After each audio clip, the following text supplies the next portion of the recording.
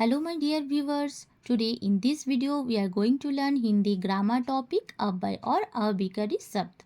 First let us see what is the meaning of अव्यय. व्यय का अर्थ क्या है? खर्च. तो अव्यय का अर्थ क्या है? जो खर्च ना हो.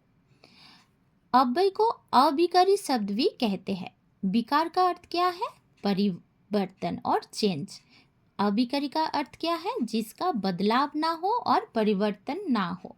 तो विकार का अर्थ परिवर्तन, अभिकारी का अर्थ जिसका परिवर्तन ना हो और बदलाव ना हो और वुज नो चेंजेस. जैसे मीना बहुत खाती है, मैं यहाँ पढ़ती हूँ, राम धीरे धीरे जा रहा है. तो बहुत, यहाँ, धीरे धीरे ये सब क्या है? अव्यय है और अभिकारी शब्द है. तो अभी देखना है कि अव्यय किसी भी परिस्थिति में कैसे परिवर्तन नहीं होते. सो सी दिस एग्जाम्पल, राम धीरे धीरे जा रहा है. तो ये वाक्य क्या है? पुंगलिंग में है, राम. तो इसको अगर स्त्रीलिंग में कन्वर्ट करना है, how it will come? Instead of Ram you can write any female name like Meena, Reena, Geeta, Sita.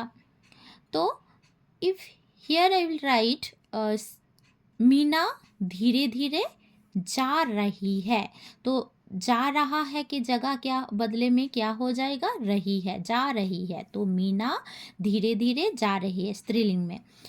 अगर इसको वचन के हिसाब से देखा जाए, वचन के दो भेद होते हैं, एक वचन दूसरा बहुवचन. इस वाक्य को देखें तो ये क्या है? एक वचन में है, राम धीरे धीरे जा रहा है, एक वचन में है.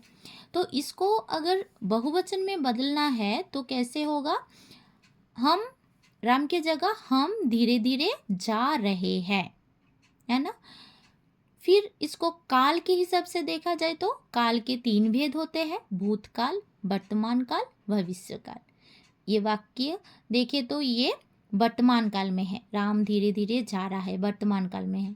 अगर इसको भूतकाल में बदलना है तो राम धीरे धीरे जा रहा था.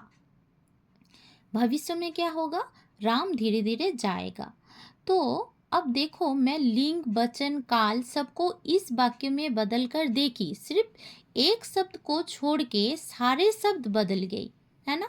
तो एक शब्द छोड़ के कौन सा शब्द है? धीरे धीरे. तो you have seen all the changes in this sentence except this word, and other all words have changed. So this word is called अव्यय और अभिकारी शब्द. Now let us see what is the definition of अव्यय और अभिकारी शब्द. वे शब्द जिसके रूप में वचन, लिंग, काल आदि की वजह से कोई परिवर्तन नहीं होता उसे अव्यय कहते हैं. Means the words which do not change in form due to number, gender, tense etc. are called अव्यय और अभिकारी शब्द. और यू कैन से अव्यय वे शब्द होते हैं जिनके रूप में लिंग, वचन, पुरुष या काल के अनुसार कोई परिवर्तन नहीं होते. ये हमेशा अपने मूल रूप में ही रहते हैं. ओके, तो ये क्या है? अव्यय और अभिकारी शब्द. नाउ सी हियर, अव्यय के 5 भेद होते हैं. देयर आर 5 काइंड्स ऑफ अव्यय. फर्स्ट इज विस्मयादिबोधक अव्यय, सेकेंड वन इज निपात, देन समुच्चय बोधक, देन संबंध बोधक और लास्ट क्रियाविशेषण. तो विस्मयादिबोधक अव्यय क्या है? ऐसे शब्द आते हैं जिससे खुशी, घृणा, डर, दुख आदि प्रकट होते हैं. तो विस्मयादिबोधक शब्द के बाद इस चिन्ह देखने को मिल जाएगा.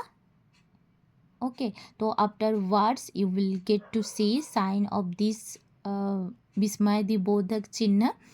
तो such words come there by joy, hate, fear, sorrow. Okay, तो ये सब वाक्यों में देखा जाएगा.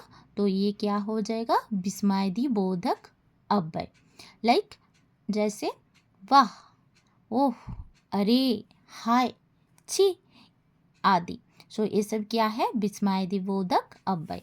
देन सेकेंड वन इज निपात। किसी वाक्य में विशेष प्रकार बल भरने के लिए कुछ शब्दों का प्रयोग किया जाता है, उसे निपात कहते हैं। और some words are used to feel a special kind of value in sentence, it is called निपात। तो निपात का कोई विशेष अर्थ नहीं होते, ये वाक्य में विशेष प्रभाव डालने के लिए प्रयोग किए जाते हैं निपात को। तो ये क्या है? लाइक भी, मात्र, ही, केवल, सिर्फ आदि, ये सब क्या है? निपात है। देन थर्ड वन, समुच्चय बोधक। तो समुच्चय बोधक किसको कहते हैं? तो दो वाक्य या दो शब्दों को जोड़ने वाले शब्द, वर्ड्स कनेक्टिंग टू सेंटेंस और टू वर्ड्स। ओके, तो इसको क्या कहते हैं? समुच्चय बोधक अव्यय। तो दो प्रकार के होते हैं, समानाधिकरण और व्याधिकरण। समानाधिकरण जैसे और, तथा, एवं आदि। व्याधिकरण क्योंकि, ताकि, यद्यपि आदि। देन फोर्थ वन इज संबंध बोधक अव्यय। संबंध बोधक अव्यय क्या है?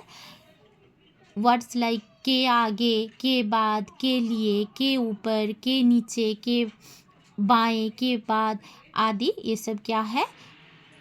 ये सब देखने को मिल जाएगा वाक्य में। ये तो you can make sure this is संबंध बोधक अव्यय। Okay, then fifth one is क्रिया विशेषण। क्रिया विशेषण, क्रिया की विशेषता बताने वाले शब्द को क्रिया विशेषण कहते हैं। तो ये चार प्रकार के होते हैं, कालवाचक, स्थानवाचक, परिमाणवाचक, रीतिवाचक। Okay, next video we will come with detail about types of अव्यय. Till then, bye.